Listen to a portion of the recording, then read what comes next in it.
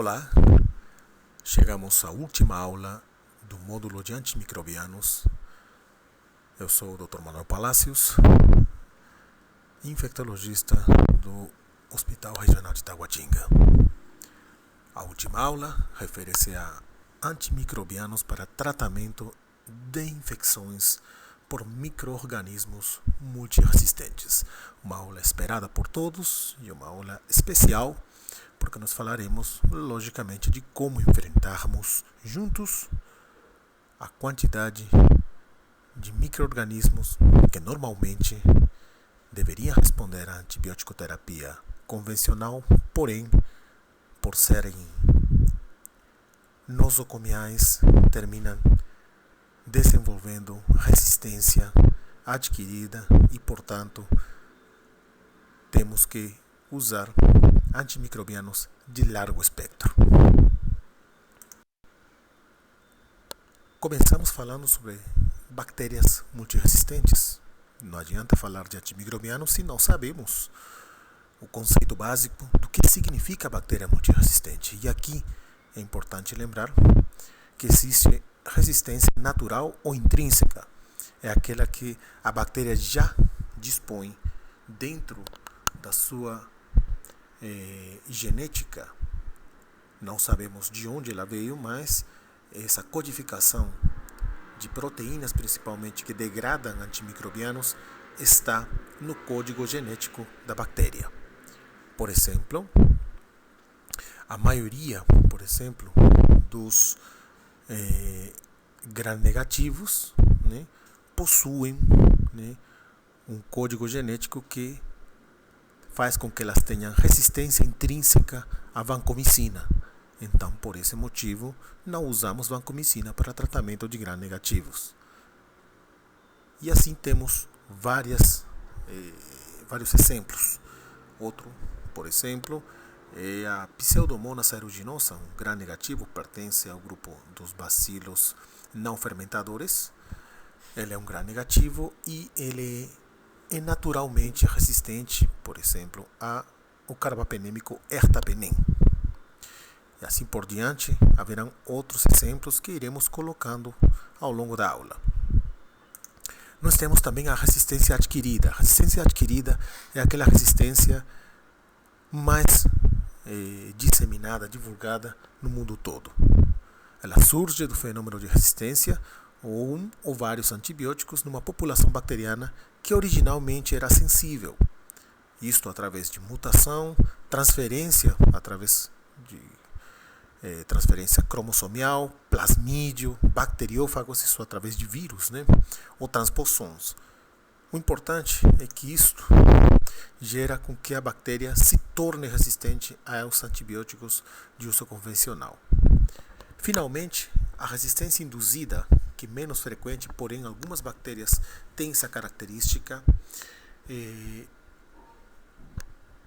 As bactérias mantêm um código genético que ele só é ativado quando a bactéria é exposta a certo antibiótico. Nós falaremos isso um pouco mais na frente, mas posso dar como exemplo a bactéria Serratia marcescens. Ela normalmente, nos antibiogramas, a maioria deles, ela é sensível a cefalosporinas, por exemplo, de primeira e segunda geração.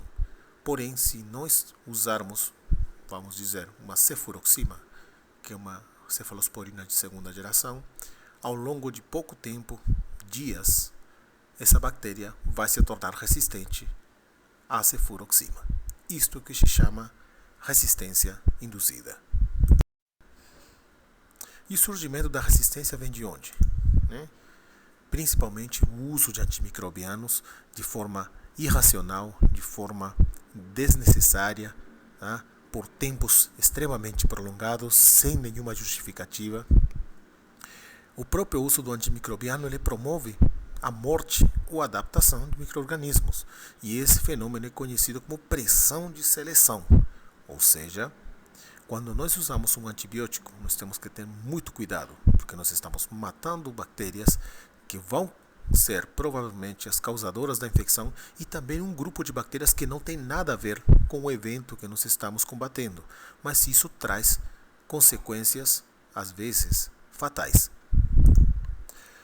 Então, os micro-organismos sobreviventes, eles vão criar genes de resistência que são transmitidos a outros micro-organismos da mesma espécie ou até mesmo outras espécies.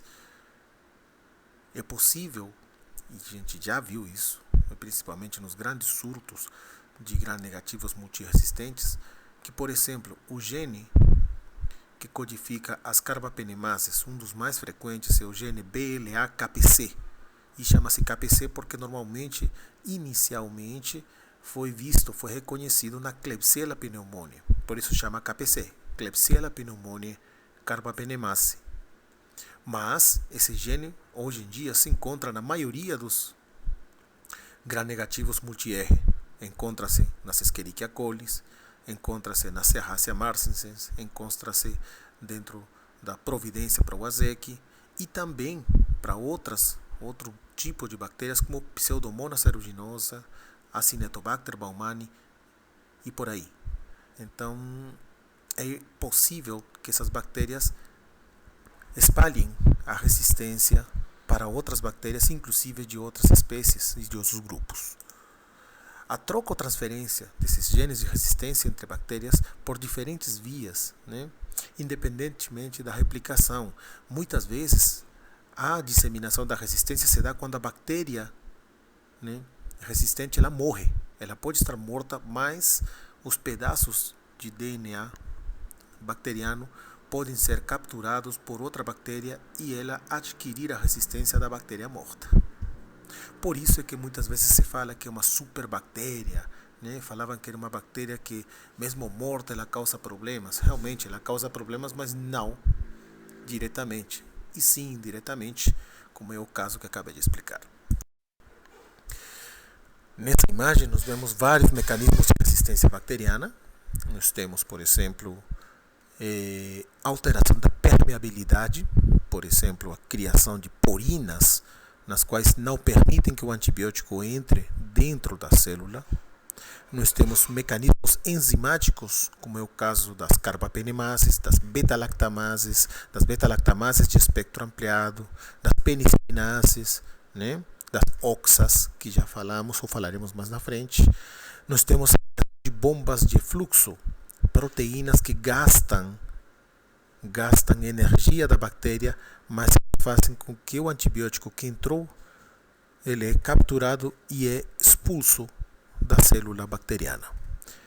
Nós temos, então, vários tipos de resistência e mecanismos criados ou adaptados pela bactéria contra antimicrobianos. E aqui mostrando justamente como se espalha o gene de resistência, aqui em cima mostrando a bactéria morta, porém os genes de resistência podem ser capturados e inseridos no novo núcleo de uma bactéria viável. Nós temos também, quando duas bactérias se encontram, elas intercambiam esses plasmídios, que são pedaços de DNA, e muitos deles contêm a codificação de proteínas para adquirir resistência. Bacteriófagos são os vírus, muitas vezes vírus que, por isso são chamados de bacteriófagos, eles pegam a informação genética de uma bactéria e levam para outra. Então, realmente, existem vários tipos, por isso é que é tão difícil tratar bactérias multiresistentes. Um dos principais causadores de resistência, principalmente em gram-positivos e gram-negativos, são as beta-lactamases. Elas são proteínas que destroem os beta-lactâmicos, que são um grupo gigante de antimicrobianos. E quando nós falamos de beta-lactamases, precisamos falar dessa classificação, chama-se classificação de Ambler. É uma classificação do tipo de beta-lactamases para nós entendermos melhor como é que funciona a resistência bacteriana. Nós temos a classe A, que são as beta-lactamases de espectro estreito, que são as beta-lactamases mais arcaicas, aquelas antigas, Geralmente nós temos as penicilinases, que elas hidrolisam penicilinas naturais e cefalosporinas de até primeira e segunda geração. Geralmente o Staphylo aureus, os estáfilos coagulases negativos, eles têm esta característica, por isso que nós não conseguimos tratar, por exemplo, um Staphylococcus aureus com penicilina, porque ele cria, né, ele já tem essas penicilinases. Dentro da classe A, nós também temos as beta-lactamases de espectro estendido, as famosas ESBL, né? Ou às vezes chamado de BLEA, né? em português, né? Beta-lactamases de espectro ampliado. Né? A diferença das penicilinases, por exemplo, elas hidrolisam todas as penicilinas, não só as naturais. Hidrolisam todas as cefalosporinas de primeira, segunda e terceira geração, além do Astreonam, que é um monobactâmico, que nós vamos falar também dentro dessa aula. Né? Então, principalmente, elas atingem gram-negativos. Né? Sim, os gram-negativos que são os que têm essa característica de criação de beta-lactamases de espectro estendido. Principalmente Klebsiella, Escherichia, Proteus, Enterobacter, entre outras bactérias gram-negativas. Os carbapenêmicos, por exemplo, não são hidrolizados pelas CSBLs. Então, portanto, são as drogas de escolha para esse tipo de bactérias que criam a CSBL. O cefepime, que é uma cefalosporina de quarta geração, pode ter alguma eficácia contra as bactérias produtoras de ESBL, desde que a bactéria apresente um MIC baixo, geralmente abaixo de 1, e a droga seja usada em altas concentrações. Então, tem esse porém para o uso. Essa é uma pergunta que muita gente me faz. Doutor, posso utilizar cefepime, já que é de quarta e não pega a CSBL, não pega? Pode-se utilizar, desde que o MIC seja baixo e a dose do cefepime seja alta.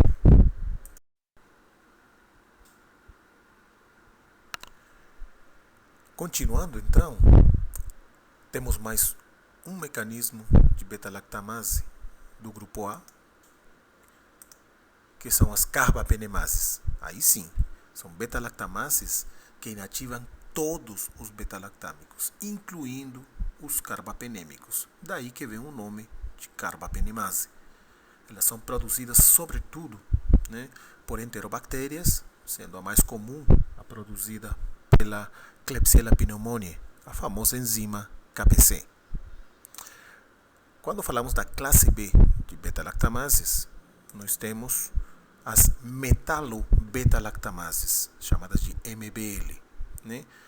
Então, elas dependem de moléculas do metal zinco, por isso é que se chama de metalo-beta-lactamases, para exercer uma atividade hidrolítica sobre os anéis beta-lactâmicos.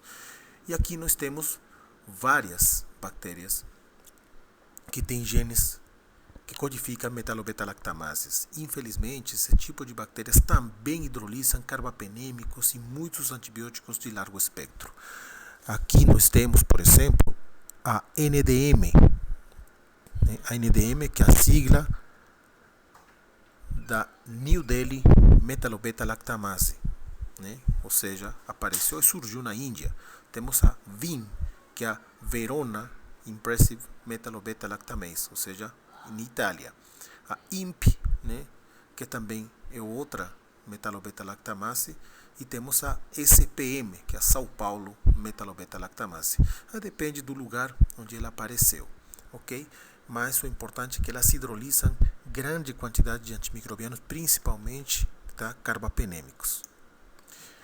E ela dá, explicando aqui, resistência a todas as penicilinas, cefalosporinas, carbapenêmicos, tá? E a diferença das carbapenemases, elas não são afetadas pelos inibidores da beta-lactamase disponíveis, tá?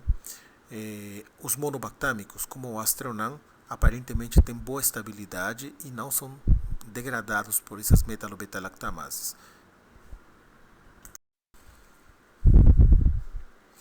Nós temos então a classe C das beta-lactamases, que ela inclui as beta-lactamases induzíveis, que é o famoso gene AMP-C.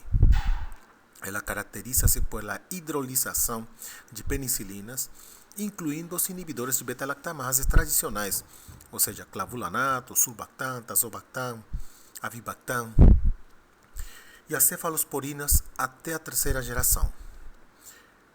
Nesse grupo nós temos as bactérias do grupo CESP. Chama-se CESP justamente porque ela tem a lista, né, de todas as bactérias que têm essa característica. Citrobacter, Enterobacter, Serrácea e Proteus providência, que são duas bactérias, e todas elas são enterobactérias. Finalmente, a classe D das beta-lactamases inclui as oxacilinases. Por isso são chamadas carinhosamente de oxa. São as primeiras descritas, chamavam a atenção pela sua capacidade de hidrolisar a oxacilina, por isso que se chamam de oxacinilases. Porém, elas não são inibidas pelos inibidores de beta-lactamases tradicionais. Tá? Nós temos outro tipo de oxas, chamada de oxa type ISBL, que elas inibem penicilinas e cefalosporinas. E temos também carbapenemases tipo oxa, as famosas oxa type carbapenemases. Ou seja, hoje em dia, a principal, né, oxacilinase é aquela carbapenemase. Então, muitas vezes, ela confere resistência a carbapenêmicos através deste mecanismo. Falando agora, né, diretamente dos antimicrobianos, vamos começar então pelos monobactâmicos. Os monobactâmicos são os derivados, né, dos beta-lactâmicos, e ele é o único beta-lactâmico que não tem atividade contra bactérias gram-positivas. Estou me referindo ao Aztreonam. O Aztreonam é um antibiótico que ele ultimamente não se encontra mais disponível no Brasil, porém no mundo ainda existe, em alguns locais também, em São Paulo, Rio, é possível encontrar ainda hospitais que trabalham com Aztreonam. É uma droga muito boa. Ela não tem atividade contra anaeróbios, ou seja, ela é exclusivamente contra gram-negativos. E ela é ativa contra metalobeta-lactamases, porém ela é degradada pelas produtoras de SBL. Então, ela não pode se utilizar como terapia empírica. Você não sabe se o multiresistente tem essa ou aquela enzima que pode ser sensível ou resistente ao Aztreonam. Portanto, não usa como forma empírica. O espectro, inclusive, inclui Pseudomonas aeruginosa. Quando a Pseudomonas é sensível a Aztreonam, é uma droga de escolha também, por exemplo. A dose normalmente é de 1 a 2 gramas, venoso, de 8 em 8 horas. É uma droga bastante inócua, ela tem pouquíssimos e raríssimos efeitos adversos. É uma droga que até certo tempo atrás, uns 10, 15 anos atrás, era muito utilizada em terapia intensiva. Hoje em dia, infelizmente, só se usa com testes de sensibilidade ou com cultura na mão, quando você vê que é sensível a Aztreonam e se o hospital ou a farmácia tem disponível essa droga dentro do arsenal terapêutico. Passamos então aos carbapenêmicos. Os carbapenêmicos todos vocês conhecem, né? São os beta-lactâmicos com maior espectro da família. Ele é uso exclusivo para infecções graves ou em pacientes críticos, ou seja, os carbapenêmicos são utilizados principalmente para uso hospitalar. Às vezes, alguns deles são utilizados para uso fora do hospital, na condição de clínica dia ou hospital dia. Eles são ativas contra bactérias gram-negativas e elas também são escolha para bactérias produtoras de beta-lactamases de espectro ampliado, as ESBL. Elas são ativas também contra a maioria dos gram-positivos sensíveis às penicilinas e cefalosporinas, exceto, isso é importante, exceto enterococo. Os carbapenêmicos não pegam enterococo, não pegam Staphylococcus coagulase negativo e muito menos o Staphylococcus aureus resistente à oxacilina. O Staphylococcus aureus sensível à oxacilina, geralmente ele é coberto pelo carbapenêmico. Ele é ativo contra a maioria dos anaeróbios gram-negativos, então Muitas vezes perguntam, Nato, vou usar a meropenem para tratar uma sepsia abdominal complicada. Preciso associar um anaerobicida como clindamicina ou como o metronidazol? Não, não há necessidade. Eles podem ser utilizados com segurança em pacientes com alergias penicilinas, porque a reação cruzada ela é muito baixa, menor de 10%. As principais efeitos adversos são que eles diminuem o limiar das convulsões, então muito cuidado e de preferência não usar carbapenêmicos em pacientes com epilepsia, a não ser que seja a última opção. Tá? Não usar também em idosos. Os idosos também eles podem, né, apresentar convulsão com o uso de carbapenêmicos. E outro efeito adverso é a insuficiência renal pelo uso prolongado de carbapenêmicos. Então, no Brasil atualmente nós temos 3 carbapenêmicos disponíveis. O primeiro deles, eu vou mostrar aqui, o ertapenem. O ertapenem tem uma boa atividade contra bactérias, principalmente gram-negativas, inclusive anaeróbios, produtores de beta-lactamases de espectro ampliado. Ele é inativo contra a Pseudomonas aeruginosa, isso vocês têm que colocar na sua cabeça. Ertapenem é o único carbapenêmico que não tem ação contra a Pseudomonas aeruginosa nem a Cinetobacter baumannii. Ela não pega bacilos não fermentadores. É o mais sensível à destruição pelas carbapenemases. Então, quando nós temos carbapenemases, geralmente utilizamos o ertapenem como isca, muitas vezes, para induzir a produção de carbapenemases. Ela pode ser administrada via endovenosa ou intramuscular. Essa é uma grande vantagem que ela tem quando comparada com os outros 2 carbapenêmicos que dispomos no Brasil.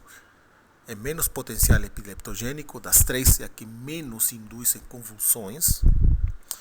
Normalmente o uso está para pneumonias comunitárias complicadas, é uma alternativa à falha terapêutica prévia, por exemplo, se tratou já com quinolonas respiratórias, amoxicilina clavulanato ou ceftriaxona, então é uma possibilidade de se utilizar. ITU complicada, que a principal indicação, geralmente é aquela que não responde aos antibióticos rotineiros, né? Não respondeu a ceftriaxona, não respondeu a cefalosporinas de segunda, não respondeu a ampicsulbactam ou amoxiclavulanato. Pode-se utilizar ertapenem. Também é utilizado como uma segunda escolha para infecção de pé diabético complicada. A dose normalmente é 1 grama endovenoso, né, ou intramuscular, né, principalmente endovenoso, uma vez ao dia. Tá? Ela tem uma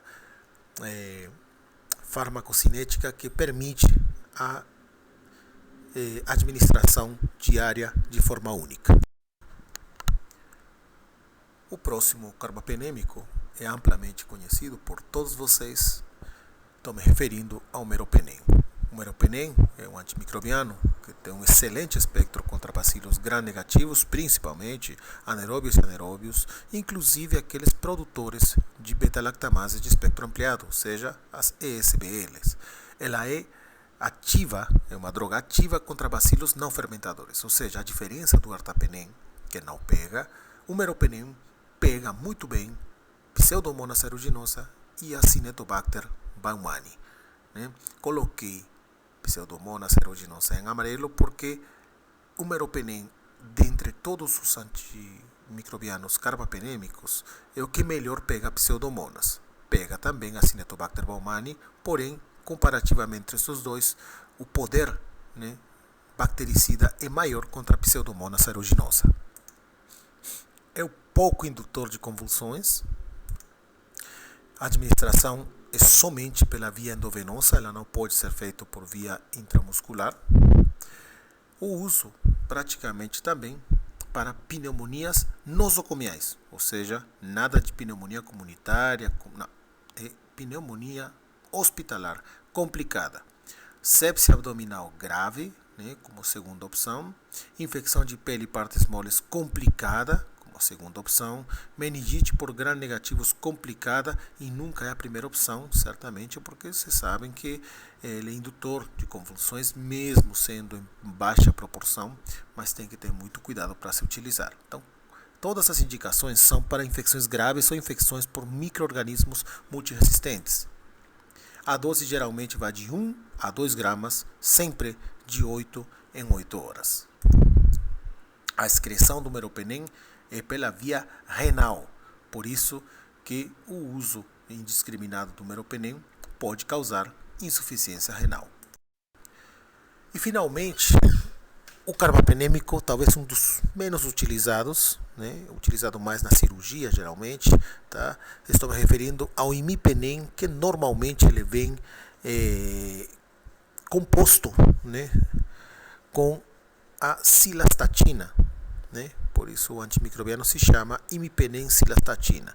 A cilastatina serve para dar estabilidade à molécula, principalmente para ela não ser degradada nem eliminada pelo rim em pouco tempo, ou seja, aumenta o tempo de vida média do imipenem. Tá? O espectro é o mesmo do meropenem, não vou falar de novo, gram-negativos, aeróbios e anaeróbios, inclusive produtores de ESBL. Também é ativo contra bacilos não fermentadores, porém o imipenem ele tem ação maior contra a Acinetobacter baumannii. Também pega pseudomonas, mas comparativamente entre os dois, imipenem pega melhor acineto do que pseudomonas.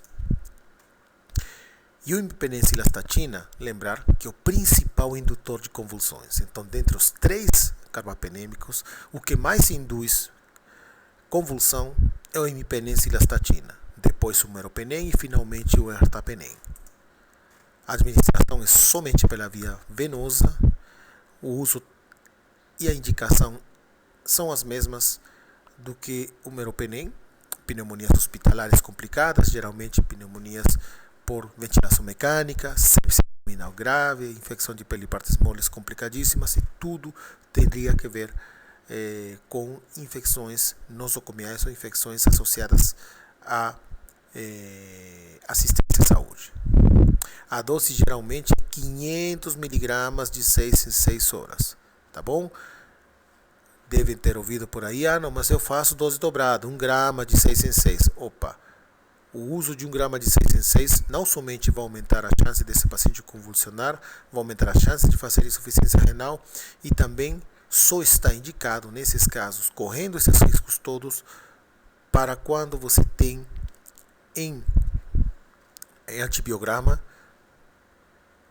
com resultado para pseudomonas. Quando você vai utilizar a imipenem cilastatina para tratamento de pseudomonas, é válido dobrar a dose e fazer 1 grama de 6 em 6. Normalmente, para as outras situações, somente será 500 mg de 6 em 6 horas. A cilastatina, como eu falei, ela evita toxicidade renal e evita a hidrólise renal do imipenem.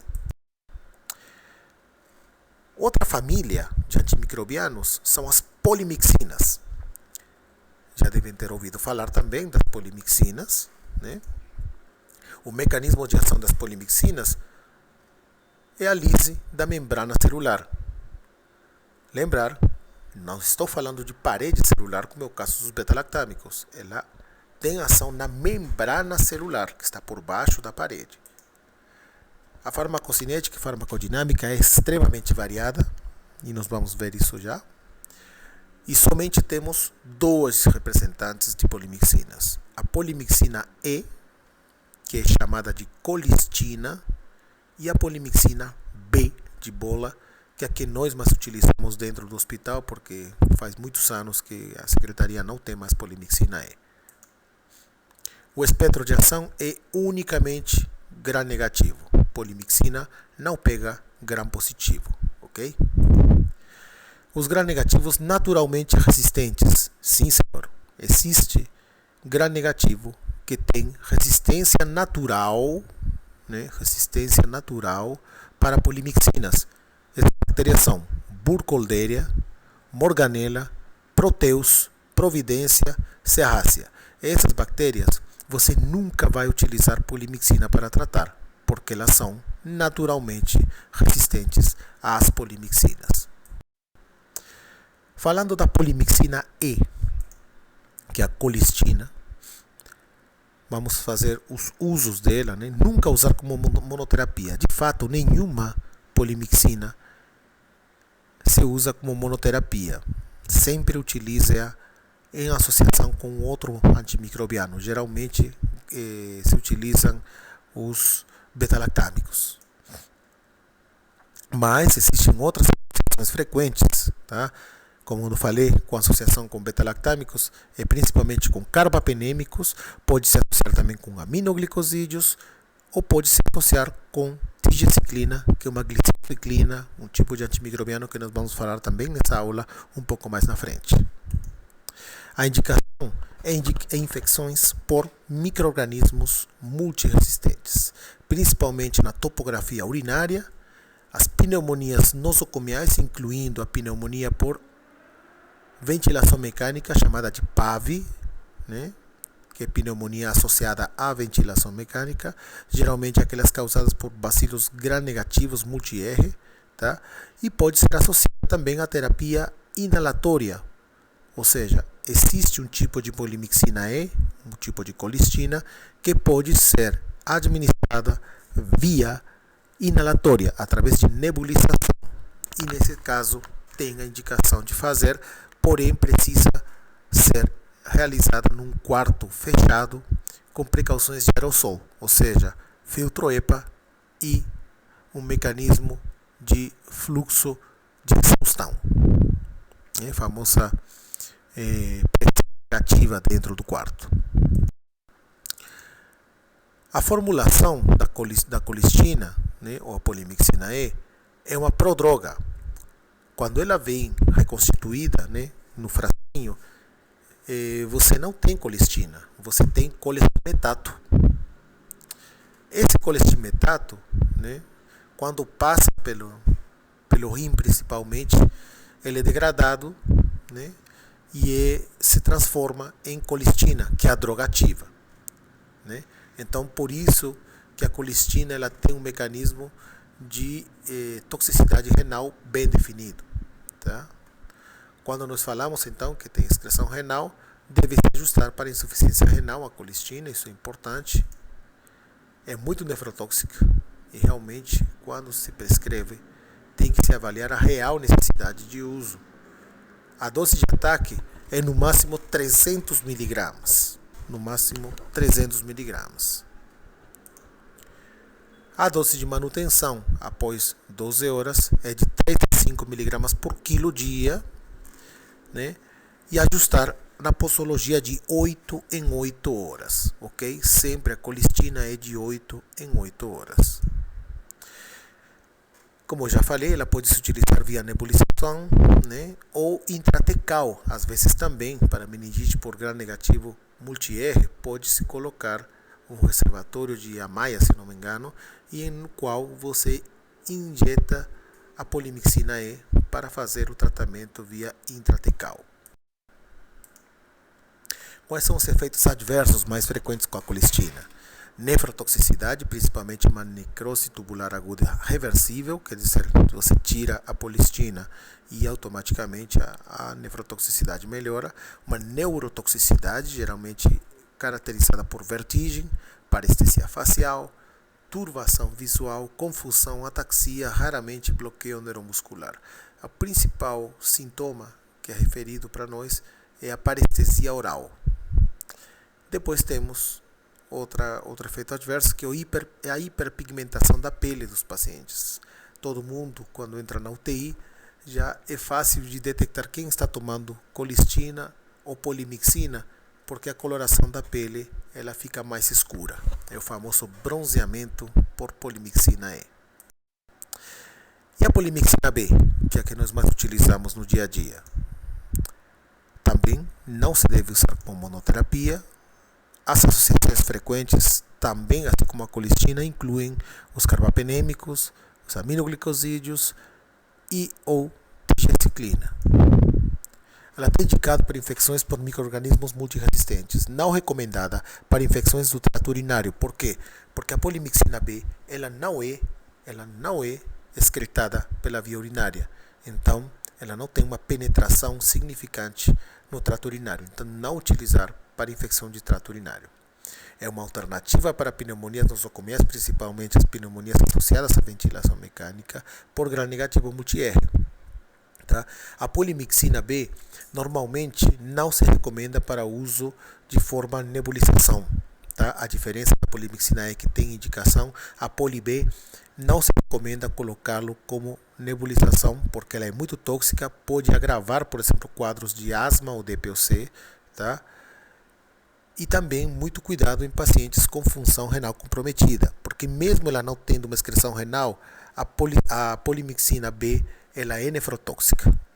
O mecanismo ainda não está muito bem definido, mas ela é nefrotóxica sim. Tá? Pode se usar também para infecções de moles. A formulação ela já vem como droga ativa. É um sal sulfatado de polimixina B. Então ela já entra como droga ativa no sangue. Tá? A excreção é desconhecida, não precisa de ajuste para insuficiência renal. Isso é importantíssimo. Viu? Nunca se ajusta a polimixina B para insuficiência renal. A dose é a mesma. A dose de ataque sempre é 2,5 mg por quilo, que é a primeira dose. 12 horas depois, a gente faz 1,5 mg por quilo dose. Tá? E a posologia vira de 12 em 12 horas. Ela pode se utilizar via intratecal também, apesar que não se tem muito estudo, né, sobre segurança, mas já se viu realmente que pode ser utilizada quando nós não temos outra opção para poder tratar. Os efeitos adversos da polimixina B também são bem parecidos, tá? A polimixina E, né? Temos neurotoxicidade, aquela parestesias periorais, movimentos involuntários de extremidades, turbação visual, raramente bloqueio neuromuscular, também causa hiperpigmentação de pele, também é nefrotóxico, embora ainda esteja em estudo o mecanismo pelo qual a polimixina B ela se torna nefrotóxica. Bom, agora nós vamos falar de outra família de antimicrobianos, chamado de glicopeptídeos. A diferença de tudo que nós falamos anteriormente, os glicopeptídeos são uma família de antimicrobianos que principalmente tem cobertura para gram-positivos.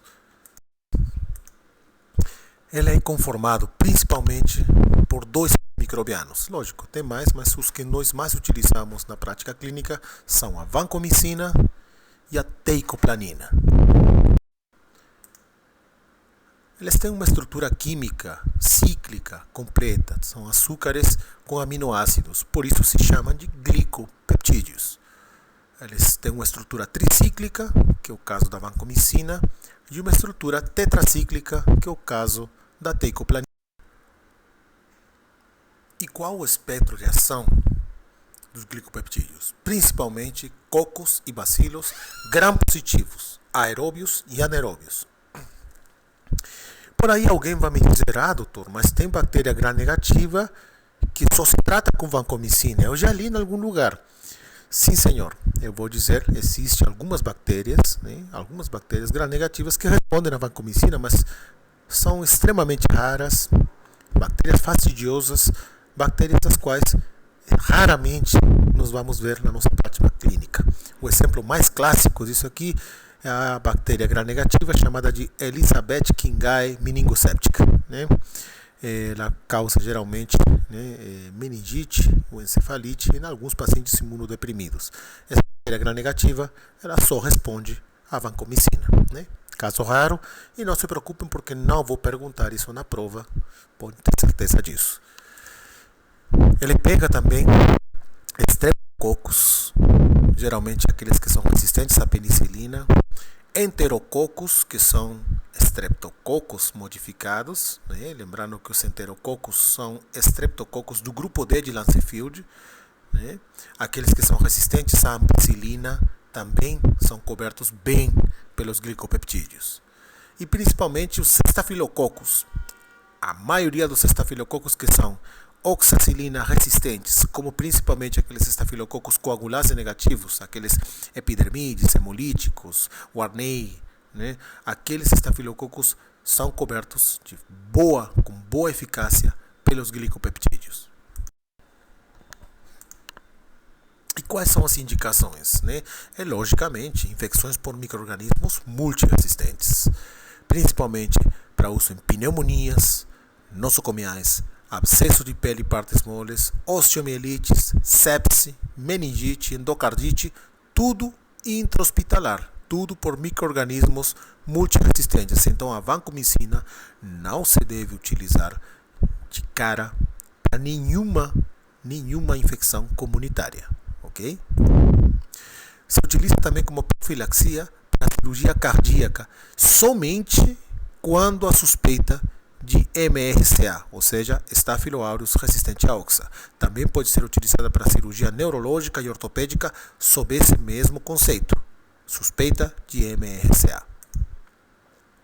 Se utiliza também para enterocolite por Clostridium difficile, isto quando não há resposta ao metronidazol. Nós falamos isso na aula anterior, que o metronidazol é a primeira escolha para tratamento de colite pseudomembranosa por Clostridium difficile. Então, quando não há resposta ao metronidazol, a opção segunda é vancomicina. Utilizados também para tratamento de neutropenia febril quando estamos diante de pacientes extremamente imunocomprometidos, tá? E quando nós temos alta suspeita de estafilococcus, né? Seja na causa da neutropenia febril. Aí nós utilizamos em associação, geralmente cefepime com vancomicina. E quais são os mecanismos de ação? Qual é o mecanismo de ação dos glicopeptídeos? Fácil. É o mesmo mecanismo dos beta-lactâmicos. Nós já tínhamos falado isso na primeira aula. Inibição da síntese da parede celular. Ele é bactericida, glicopeptídeos são bactérias. E então, nessa imagem, nós estamos vendo aqui, né, que ele inibe a proliferação, né, pela inibição da formação da parede celular. Portanto, acontece lise osmótica e a bactéria é destruída. A vancomicina, que é talvez o glicopeptídeo mais utilizado no mundo, ela é uma molécula antiga. Sim, senhores. Ela foi descoberta e lançada ao mercado em 1956. Ou seja, praticamente a vancomicina tem 64 anos, né, no mundo. E nós já temos tudo, né? Tudo. Já inclusive a resistência à vancomicina. Mas mesmo assim nós continuamos utilizando-a para infecções graves, né, no dia a dia. Ele é um antibiótico, por quê? Porque ele foi descoberto, né, através da síntese por um fungo chamado Streptomyces orientalis. É uma alternativa terapêutica para infecções por estafilococcus resistentes à penicilina, oxacilina e meticilina, ou seja, é a droga de escolha para todos os estafilococcus que são resistentes à penicilina, oxacilina e ou meticilina, que é a oxacilina utilizada pelos americanos. Em 1980 foi detectado no mundo, né, a primeira cepa produtora, né, de resistência, né, mecanismos de resistência à oxacilina, o famoso ORSA, ou nos Estados Unidos chamada de MRCA. Né. E também foi detectado o primeiro enterococcus resistente à ampicilina. Hoje em dia a maioria dos enterococos são resistentes à ampicilina e por esse motivo precisamos utilizar vancomicina para tratamento. A vancomicina ela não é absorvível pela via oral, portanto o uso é estritamente venoso. Ele tem e alcança níveis terapêuticos em boa parte do organismo, líquido pericárdico, pleural, sinovial, acítico, né, boa concentração hepática em pulmão, coração, né, interior de abscessos, ossos, urina, mas pouco concentrado em bile, tá? Pouco concentrado em bile. Então, se eu tiver, por exemplo, uma colangite por gram positivo, o que eu posso utilizar? Nós falaremos disso mais na frente. Quando há meninges inflamadas, mesmo assim, ele tem uma penetração muito pobre. Por isso que normalmente não utilizamos a vancomicina para tratamento de meningite por gram positivo. Tá? A concentração fecal há quando é utilizada pela via oral. peraí, doutor, mas você te disse que não tem absorção via oral, para que eu vou utilizar pela via oral? Nós falamos isso na aula anterior, que a vancomicina é utilizada também para, como segunda escolha, o segundo tratamento, né, segunda opção para tratamento de colite pseudomembranosa por Clostridium difficile. E nesse caso, ela tem que ser administrada via oral, justamente para agir no lúmen intestinal, que é onde se encontra a bactéria Clostridium. A meia-vida da vancomicina é de 6 a 8 horas, portanto, a posologia dela é de 12 em 12 horas. A eliminação é renal e minimamente biliar. Então, portanto, a vancomicina é uma droga altamente nefrotóxica. Ela não é metabolizada. Assim como a vancomicina entra, ela sai pelo rim. Portanto, ela precisa de ajuste para a função renal. E ajuste na insuficiência hepática só quando há um acúmulo grande, né, de vancomicina. Isso, por exemplo, quando o paciente também tem insuficiência renal. Tá? Ele consegue atravessar a barreira placentária, portanto, é uma droga que não se deve utilizar na diabetes, só em casos específicos, tá? Casos onde o benefício supera o risco. E tem efeitos adversos. O primeiro efeito adverso, nós temos aqui a dor local, flebite, febre, calafrios, formigamento, náuseas. E nós temos a síndrome do homem vermelho, que muitas vezes é confundida com alergia à vancomicina, mas não é alergia. Tá? É uma reação onde há um aumento, né, súbito, né, da histamina, provocado pela infusão rápida da vancomicina, causando angioedema, prurido, eritema, congestão e raramente choque. Chama-se de síndrome do homem vermelho porque ele começa da cabeça e vai até os pés, né? Ela não é generalizada, ela vai se espalhando, começa na cabeça e termina nos pés, tá? E normalmente isso aqui se resolve infundindo a vancomicina no mínimo em 1 hora. Tá? Outra reação adversa extremamente rara, mas nós já temos visto isso em alguns pacientes na UTI, por exemplo, no nosso hospital, são a famosa dermatites bolhosas por imunoglobulina A. Ela causa erupções cutâneas em até 5% dos pacientes. Não é raro de se ver, mas porque se o paciente que estiver usando vancomicina começar a ter erupções cutâneas tipo bolhosas, pode ser por causa da vancomicina. Eles podem causar leucopenia e eosinofilia, mas é muito raro, mas tenho que colocar porque está dentro da bula. E lógico, já falamos aqui, a nefrotoxicidade, principalmente quando associada com outros medicamentos que também são nefrotóxicos, a somatória dos efeitos adversos, logicamente, expõe muito mais o rim. Ototoxicidade também é outro problema também da vancomicina, geralmente quando utilizamos doses muito altas. Continuando então, nós vamos falar da teicoplanina, que é o outro glicopeptídeo mais utilizado, não tanto quanto a vancomicina, certamente. Característica que ela não é absorvível também pela via oral, né? Então tanto a vanco e a teico não são absorvidos pela via oral, porém, além do uso endovenoso, ela tem a possibilidade de ser administrada via intramuscular.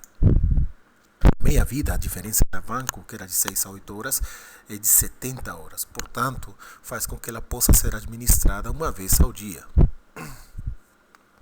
E ela consegue, a níveis terapêuticos, né, em vários tecidos, como amígdalas, mucosa oral, líquido pleural, sinovial, peritoneal, fígado, pâncreas.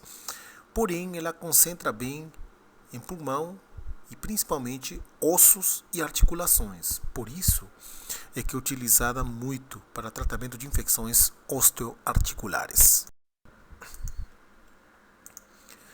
Ela não atravessa a barreira hematocefálica nem com meninges inflamadas, portanto não se deve utilizar para tratamento de meningites. A metabolização é de 5% e a eliminação renal é muito lenta.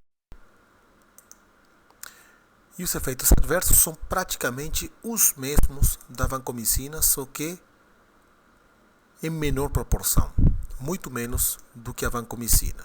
pode dar aquele exantema urticariforme, febre, leucopenia transitória, trombocitopenia, broncoespasmo, autoinefrotoxicidade, muito menor do que a vanco, né? E a síndrome do homem vermelho é muito mais rara com a tecoplanina, mas pode acontecer.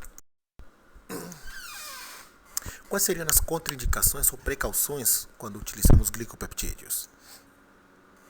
Gravidez e lactação. Não utilizar glicopeptídeos a não ser que o benefício supere o risco. Hipersensibilidade. Pessoas que já tiveram reações adversas, né, com tecoplanina, certamente não usar vanco. Quando teve reação a vanco, não usar teco. Cautela em portadores de insuficiência renal e insuficiência hepática, que pode dar problemas. Então, é melhor utilizar outras drogas em pacientes com insuficiência renal avançada. Passamos a outro grupo, então, agora, que são as oxazolidinonas. As oxazolidinonas são um grupo específico de antimicrobianos. Também elas têm uma característica que só cobertura de gram-positivos. Nós temos algumas já no mercado, né? Em verdade, nós teremos duas drogas a partir, eu acho que do próximo semestre, né? Era para ter sido lançado um novo medicamento agora no início desse ano, mas por conta dessa pandemia de coronavírus, né? Não foi possível, e a droga parece que vai ser lançada só no segundo semestre de 2020. Então, a principal oxazolidinona é a linezolida, né? Todos nós conhecemos. A linezolida, ela é um antimicrobiano sintético, então ela não é um antibiótico, é um antimicrobiano, é um quimioterápico. E o mecanismo de ação, ela inibe a síntese de proteínas se ligando ao sítio P da subunidade 50S, ou seja, ela tem ação no ribossomo da bactéria. Então ela não tem resistência cruzada com outros fármacos, né? Ele ativa contra cocos gram-positivos, geralmente do grupo dos estafilococos, streptococos, enterococos, cocos anaeróbios e bacilos como Corynebacterium, Listeria monocytogenes. Isso é importante porque ajuda muito também no tratamento de bactérias fastidiosas, como essas últimas que acabei de mencionar. Ela tem nula atividade contra bactérias gram-negativas, então a linezolida não se deve usar para tratamento de bactérias gram-negativas. Ativa contra cepas resistentes a outros fármacos específicos para gram-negativos, ou seja, se nós tivermos, por exemplo, um enterococo resistente à vancomicina, famoso VRE, nós podemos utilizar a linezolida para tratar uma infecção por VRE, por exemplo. Tá? O streptococo pneumoniae, ou seja, um pneumococo resistente às penicilinas, estafilococos, né, oxa-resistentes, com sensibilidade intermediária a vanco, enterococo resistente à vancomicina, como já falei agora no exemplo, podem ser facilmente, né, tratados com o uso de linezolida. Lembrar também que a linezolida é ativa contra a Mycobacterium tuberculosis, ok? Então, muito cuidado na hora de ficar tratando pneumonia. Se utilizar linezolida sem motivo nenhum, pode estar mascarando um quadro também de Mycobacterium tuberculosis, uma tuberculose pulmonar. E quando você vai procurar, por exemplo, pelo bar no escarro, dá negativo porque a bactéria está morta por conta do uso da linezolida, ok?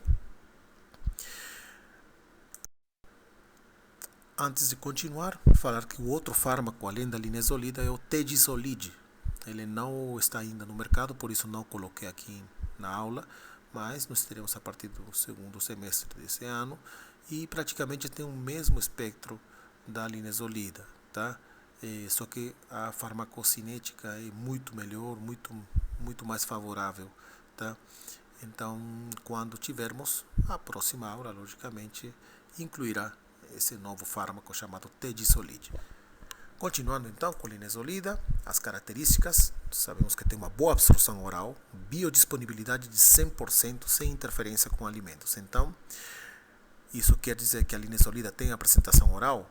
Tem oral e venosa. E a oral, ela absorve 100%, né? Então a biodisponibilidade é 100% em comparação com a venosa. É por isso que pode se utilizar oral. Doutor, mas eu nunca vi. É porque certamente a apresentação oral é tão cara quanto um frasco de linezolida venosa. Então é difícil você utilizar linezolida oral porque o custo é bastante caro. Então dentro do hospital normalmente nós utilizamos a linezolida venosa. A posologia via oral e endovenoso são iguais. A vida média é de 4 a 6 horas. Por esse motivo, geralmente a gente utiliza ela de 12 em 12 horas. A distribuição é ampla em tecidos bem perfundidos e é um antídoto alternativo para o superantígeno causador da síndrome do choque tóxico, causado pelo Staphylo aureus ou Streptococcus pyogenes. Ou seja, lembrar, na aula anterior nós falamos que o antídoto de escolha para a síndrome do choque tóxico é a clindamicina, né? Mas quando a clindamicina, quando não tivermos clindamicina disponível ou o paciente for alérgico à clindamicina, por exemplo, podemos utilizar linezolida. Quais são as indicações terapêuticas da linezolida? Não é um antimicrobiano de primeira linha, isso é importante vocês lembrarem, tá? Deve se reservar como opção para tratamento de infecções causadas por micro-organismos multiresistentes apenas. Os efeitos adversos, normalmente ele é bem tolerado, né? Mas quando se utiliza a linezolida por mais de 3 semanas, começa a aparecer a mielossupressão, anemia, leucopenia, trombocitopenia, ou seja, citopenia, diretamente proporcional à duração do tratamento, como eu já falei, quando o tratamento ultrapassa as 3 semanas. Também pode causar colite pseudomembranosa. E enfim, não disse quais serão as indicações, mas normalmente ela se utiliza muito para tratamento de pneumonias, né? Pneumonias principalmente por estafilococos resistentes à oxa, né? Porque ela penetra bem no pulmão e como ela penetra bem em barreira hematoencefálica, por exemplo, aquelas meningites causadas por estáfilo, em vez de utilizar vancomicina, né? A gente pode utilizar linezolida, né? Nesses casos porque ela penetra muito bem na barreira hematoencefálica, ok? Continuando então, agora falaremos dos lipopeptídeos. Nós tínhamos falado dos glicopeptídeos, agora nós vamos falar dos lipopeptídeos. E o único lipopeptídeo que nós temos disponível é a daptomicina. Mas falando dos lipopeptídeos, ela tem uma inserção profunda na membrana citoplasmática bacteriana, então eles agem na membrana celular. O espectro eles têm somente contra gram-positivos, estafilococo, enterococo, streptococo, beta-hemolítico, incluindo o MRSA, incluindo o enterococo resistente a vanco, que é o VRE. Nula atividade contra gram-negativos. Então, o lipopeptídeo, a daptomicina, não tem ação contra gram-negativos.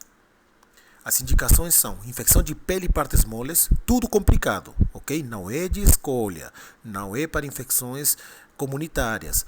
Infecções complicadas, nosocomiais ou infecções por micro-organismos, aliás, multiresistentes. Então, infecção de pele e partes moles, endocardites infecciosas de câmaras direitas, porém também tem se utilizado para câmaras esquerdas, já vou explicar por quê, que só tem indicação em bula para câmaras direitas, infecção relacionada a catéter venoso central. Esses lipopeptídeos têm uma característica especial. Essas moléculas de lipopeptídeos conseguem penetrar em biofilmes, ou seja, aquela camada de bactérias que se adere a alguns dispositivos, como é o caso dos cateteres venosos centrais, por exemplo, ela consegue penetrar nesse biofilme e matar as bactérias. Isso é uma característica que não é qualquer antibiótico que tem. No caso, por exemplo, dos lipopeptídeos, é uma característica deles. Então, já falando diretamente da daptomicina, né, o nome comercial é o Cubicin, né? Ela tem apresentação de 500 miligramas, ela só pega cocos gram-positivos, como, né, já falamos, estafilococo, streptococo, enterococo. Geralmente aqueles resistentes à oxacilina, vancomicina ou linezolida. Não pega gram-negativos. O uso é mais para infecções graves por gram-positivos, infecções de corrente sanguínea associadas a cateter. Infecções de pele e partes moles complicadíssimas, endocardites de câmaras direitas, tá? E por que somente câmara direita? É porque realmente não é porque não possa se utilizar em câmara esquerda. Poderia sim. O que acontece é que quando se fez o estudo para câmaras direitas, para endocardites, por exemplo, de válvula mitral, se viu, por exemplo, que houve um aumento de efeitos adversos nesse grupo e por esse motivo o estudo foi interrompido. Quando o estudo se interrompe, você tira essa indicação, né, para tratamento. Mas, empiricamente, eu posso dizer que nós já temos utilizado a daptomicina para tratamento de endocardite de válvulas esquerdas, tá? Geralmente utilizamos uma dose um pouquinho maior, mas consegue resolver. Lógico, é tudo indicação off-label, ou seja, fora de bula, a bula pede para não utilizar. Ok? E aqui em amarelo eu coloquei não usar daptomicina para pneumonia. E isso tem que ser lembrado sempre. Daptomicina não se utiliza para pneumonia. Por que, doutor Manuel? Porque ela é inativada pelo surfactante pulmonar. Ok? Por isso a daptomicina não se deve utilizar em pneumonias, mesmo que seja por MRCA, pelo microorganismo sensível adapto que estiver lá. Não se usa para pneumonia, tá bom? Outra coisa importante, monitorar a CPK, a creatinfosfoquinase e bioquímica hepática. Por quê? Porque a daptomicina é uma droga antiga, é de 1970, se não me engano. Mas por que a gente só ficou conhecendo dela hoje, né, ou nesses últimos anos? É porque ela saiu do mercado, porque inicialmente ela era feita 2 vezes ao dia, de 12 em 12 horas, e isso terminava causando um efeito adverso bem frequente, que é a rabdomiólise. E teve muito paciente que foi a rabdomiólise, principalmente fazendo insuficiência renal e alguns óbitos, o que fez com que a droga fosse tirada do mercado. Só que depois se descobriu, com mais estudos, né, de que a dose realmente não é de 12 em 12. A dose habitual tem que ser feita 1 vez ao dia. Ok? Se fazendo a daptomicina 1 vez ao dia, não há necessidade, né, de continuar bloqueando o uso dessa droga, e voltou ao mercado, né, e não se viu mais esses efeitos adversos. Então, reações adversas raras, geralmente nós vemos neuropatias periféricas, rabdomiólise, e a indicação é descontinuar o uso se a CPK aumenta mais de 5 vezes ou aumenta acima de 1000 unidades, tá, por litro. Infecções fúngicas, diarreia associada a Clostridium difficile, vômitos, rascutâneo, tudo isso pode acontecer com o uso da daptomicina. E as glicilciclinas? Só lembrando um pouco da daptomicina, lembrar que ela não tem ou não precisa de correção para a função renal. No entanto, nas diálises é necessário sim fazer uma correção, ok? Isso aí vocês podem encontrar em qualquer material, né, de estudo, por exemplo, da Stanford ou Stanford Guide, como é que se faz para ajustar a daptomicina para pacientes dialíticos. Agora, as glicilciclinas são outra característica, são outro grupo de antimicrobianos, tá? Nada tem a ver com as oxazolidinonas, nem também com os glicopeptídeos, nem com as polimixinas, enfim. Como o nome mesmo diz, glicilciclinas. Existe algum outro antimicrobiano que tenha esse sufixo de ciclina? Claro, vocês estão lembrando das tetraciclinas. Então, as glicilciclinas não são mais do que antimicrobianos que são uma modificação das tetraciclinas. Em bom cristão, são tetraciclinas melhoradas e modificadas. Então, portanto, são derivados de tetraciclinas que ampliam seu espectro de ação e as tornam menos sensíveis aos mecanismos de resistência bacteriana. Como toda a tetraciclina, ela se liga à subunidade 30S do ribossomo, então também inibe na síntese proteica da bactéria. E, portanto, assim como as tetraciclinas, as glicilciclinas são bacteriostáticas, ok? Não são bactericidas. Porém, tem estudo mostrando que em doses elevadas, as glicilciclinas podem se tornar bactericidas sim. São ativas contra cocos gram-positivos, geralmente estreptococo, enterococo, estafilococo e também contra bacilos gram-negativos, geralmente as enterobactérias. Também são ativos contra a Acinetobacter baumannii, e nós tínhamos falado que a Acinetobacter baumannii é um dos principais vilões dentro da sua unidade de terapia intensiva, um dos principais causadores de pneumonia associada à ventilação mecânica. Stenotrofomonas maltophilia, que é outro vilão das UTIs, porque geralmente quando se utiliza muito antibiótico, pela pressão de seleção, muitas vezes temos como complicação nos pacientes pneumonias nosocomiais por Stenotrofomonas. Lembrando que a droga de escolha para Stenotrofomonas maltophilia sempre é a sulfa. São as sulfas, principalmente o cotrimoxazol, ou seja, o sulfametoxazol trimetroprima. Também as glicilciclinas têm como mecanismo, também, aliás, como espectro de ação, alguns anaeróbios, Bacteroides fragilis, Clostridium difficile e algumas bactérias atípicas, como Mycoplasma, Clamidófila, Legionella, ou seja, as glicilciclinas têm um espectro extremamente grande. Porém, ela tem algumas exceções do espectro. E está aqui. Lembrem-se disto. Quais são as bactérias não cobertas naturalmente ou que têm resistência natural às glicilciclinas? Ou seja, quais não respondem às glicilciclinas? São as PPP. Proteus, Providência e Pseudomonas. Ok? Essas três bactérias têm resistência natural contra as glicilciclinas. E a glicilciclina principal, a que se utiliza mais no Brasil, é a tigeciclina. O nome comercial é Tigacil. O frasco ampola vem de 50 mg.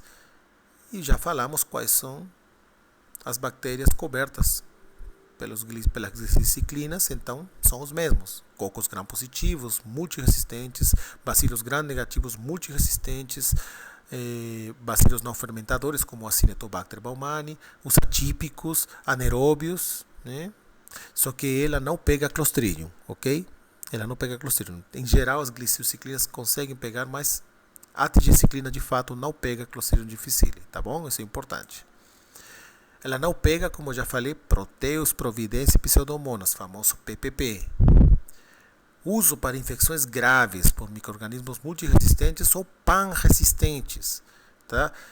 Geralmente para quem?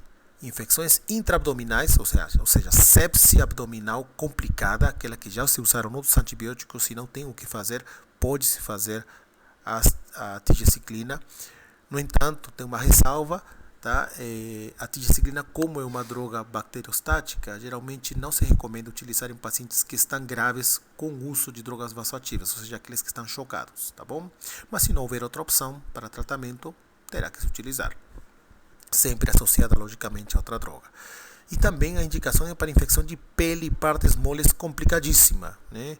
Geralmente aquelas ericipelas que não melhoram com nada, aqueles pés diabéticos, por exemplo, que tem grande problema de não responder, aqueles que às vezes está esperando cirurgia e não consegue, então pode-se utilizar a tigeciclina? Poderia, mas tem uma ressalva aí, tá? A tigeciclina tem um efeito adverso que nós vamos falar mais na frente, que não contraindica, mas faz com que seja utilizada com muito cuidado em pacientes diabéticos. A dose geralmente tem uma dose de ataque de 100 mg e 12 horas depois começa a dose de manutenção, que é 50 mg de 12 em 12 horas. Para casos graves na UTI, às vezes quando a gente precisa, né, de uma eficácia maior, né, nós utilizamos dose dobrada. Isso off-label, ok? Não está na bula. Pode-se utilizar 100 mg de 12 em 12 para casos específicos e sempre com orientação da CCIH, sempre com orientação do infectologista. Então, como é uma molécula que não precisa de ajuste renal, pode ser utilizada sem problemas em pacientes dialíticos, ok? Não precisa de ajuste, é uma droga aparentemente que não piora a função renal, até porque a excreção dela geralmente é biliar. E as reações adversas são as mesmas reações adversas das tetraciclinas, ok? Náusea, vômitos, diarreia, constipação, aumento de transaminases, pode dar pancreatite aguda, rash cutâneo, cefaleia, tá? Como eu falei agora há pouco, uso cuidadoso em pacientes diabéticos, porque já tem estudo mostrando que o uso da tigecyclina pode induzir hipoglicemia grave em pacientes que estão nas terapias intensivas. Às vezes, tá? Pode se causar uma hipoglicemia e o paciente pode ir a coma ou a óbito. Tá? Então, muito cuidado com esses pacientes diabéticos usando tigecyclina. É melhor não utilizá-la só em casos especiais e sempre com a sugestão ou orientação do pessoal da infectologia, ok? Como toda tetraciclina melhorada, o uso também é proibido em pacientes menores de 18 anos, ok? Finalmente, falaremos das novas drogas para micro-organismos multiresistentes. Lembrar que essas novas drogas, a maioria delas não se encontra disponível no Brasil, 2 delas já. E também lembrar que para evitar o uso indiscriminado dessas novas drogas antimicrobianas, a maioria dos hospitais no DF, por não dizer todos, não liberam a prescrição desses antimicrobianos sem o aval da CH e da farmácia clínica. Começamos então pela primeira, que é o ceftolozane tazobactam. Nome comercial Zerbaxa, é uma droga de amplíssimo espectro, ela tem ação principalmente contra a Pseudomonas aeruginosa multiresistente, aquela pseudomona que é resistente a carbapenêmicos, Astronan, ceftazidima, enfim, né? Pipetazo. Então esta aqui seria uma boa opção para tratamento com ceftolozane tazobactam. Ela pega também enterobactérias, principalmente a CSBL, porém eu não recomendo o uso para ESBL de cara. Tá? Nós podemos ainda utilizar os carbapenêmicos tranquilamente para tratamento de enterobactéria CSBL. Ok? E uma coisa importante, e não pode esquecer, é que o ceftolozane tazobactam não pega bactérias produtoras de carbapenemase, ou seja, as famosas KPC. Se for KPC, não use ceftolozane tazobactam, ok? Principalmente as enterobactérias. A indicação, no princípio, é para infecção de trato urinário e sepsia abdominal complicadas por micro-organismos multiresistentes. Pode-se utilizar para pneumonia associada à ventilação mecânica por pseudomonas multi-R. No entanto, o FDA aprovou para uso com dose dobrada. Ainda esse uso não está aprovado pela Anvisa aqui no Brasil. A segunda droga que também está disponível no Brasil é a ceftazidima com avibactam. Todo mundo conhece o tazobactam e o avibactam, são inibidores de beta-lactamase. O tazobactam faz parte do pipetazo, todo mundo já conhece. O avibactam talvez não conheça tanto, mas é uma droga também que é inibidor de beta-lactamase. A ceftazidima avibactam, o nome comercial é Turgena, se não me engano, é laboratório Pfizer. Ele é reservado especificamente para infecções por gram-negativos multiresistentes. O foco dele principalmente são as enterobactérias resistentes a carbapenêmicos. E aqui sim, KPC é uma indicação para ceftazidima avibactam. Ah, doutor, mas a ceftazidima não é droga de escolha para pseudomona? Sim, senhor. Se a ceftazidima for sensível, ou seja, for uma droga para a qual a pseudomona é sensível, pode-se utilizar. No entanto, eu não vejo necessidade de você utilizar ceftazidima avibactam para tratamento de uma pseudomona sensível a ceftazidima. Aí é melhor usar ceftazidima pura, ok? A indicação é infecção urinária, sepsia abdominal e pneumonia nosocomial, principalmente associada à ventilação mecânica, complicadas por micro-organismos multiresistentes. Então é fácil lembrar. Certamente o que o ceftolozane tazobactam não pega, ceftazidima avibactam pega, e o que não pega ceftazidima avibactam, ceftolozane tazobactam termina pegando. Agora, essas últimas drogas não estão disponíveis no Brasil. Inicialmente aqui, por exemplo, o Astreonan com Avibactam. É uma droga que ainda está em fase 3 de estudo, ainda disponível, logicamente, no Brasil. Ela é ativa contra bactérias gram-negativas resistentes a carbapenêmicos, principalmente os produtores de carbapenemases e metalobeta-lactamases, que nenhuma das outras duas drogas que eu mostrei anteriormente, nenhuma delas pega, por exemplo, uma NDM, né, por exemplo, uma SPM, não pega. Né? E aí esse era o grande problema, né? Que se nós tivermos uma infecção por uma metalobeta-lactamase produtora, e aí não teríamos muita opção para tratar. Bom, aqui o Astreonan com Avibactam pega mesmo produtoras de carbapenemase, poderia ser APC, e também as MBL, né? As metalobeta-lactamases, que é o outro tipo de beta-lactamases. Nós temos também o Meropenem com Vaborbactam, que também é um inibidor de beta-lactamase, que está indisponível no Brasil, já tem nos Estados Unidos, já tem na Europa também. Ele é ativo contra bactérias gram-negativas resistentes a carbapenêmicos, principalmente das beta-lactamases A e C, né? Mas também ela não pega metalobeta-lactamases e não pega aqueles do grupo D de Ambler, que são aqueles produtores de oxacilinases, né? As famosas OXA, não pega. Né? O uso indicado é para infecção de trato urinário complicada por micro-organismos multiresistentes. E finalmente, o imipenem-cilatina misturado com Relebactam, outro inibidor de beta-lactamase, também disponível no Brasil, já é disponível na Europa, ativo contra gram-negativos resistentes a carbapenêmicos, beta-lactamases, também não pega metalobeta-lactamases, não pega aqueles produtores de oxacilinases, mas em compensação, ela pega bem pseudomonas e pega bem anaeróbios. Então, se usa para infecção de trato urinário ou sepsia abdominal complicados por micro-organismos multiresistentes. Então, como vem, a maioria das drogas novas são drogas em associação. E parece que o caminho está em associar os velhos antibióticos com novos inibidores de beta-lactamases. Parece que o caminho está por aí. Tem outras drogas novas também chegando e eu não quis colocá-las, até porque não temos disponível, né?